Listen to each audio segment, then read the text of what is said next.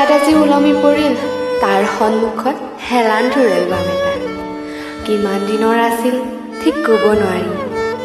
হোঠৰ ফাকত হাঁহিৰ ৰেখা এডাল আঁকি খুলি দিলে জাপত পৰি থকা কাহিনীবোৰ।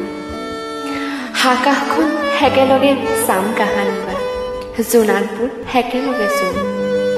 চোলাৰ চেপত বৰষুণ ধৰি তোমাৰ সৈতে ভাগ কৰিম।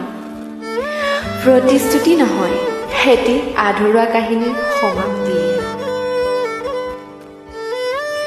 ভাঙি যোৱা কলিজাটো সি লৈ পিন্ধি আকৌ ভাল পোৱাৰ চহৰ এখনত পুনৰ দপদপাই ফুৰে।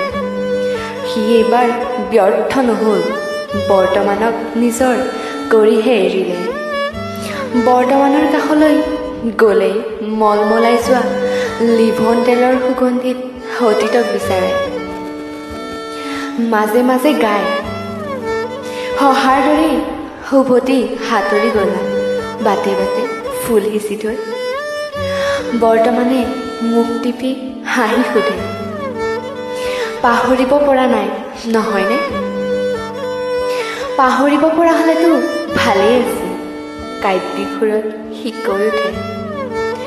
অতীতৰ অবিহনে যে বৰ্তমান অস্তিত্বহীন, বৰ্তমানেও বুজে। কিছুমান কথা ইচ্ছা কৰিও পাহৰা নহয়, আন একো নহ'লেও ভিৰৰ মাজত অথবা শূন্যতাত পাগুলিবলৈকে হয়। তাইজনীলৈ যেন আজিও বাট যায়।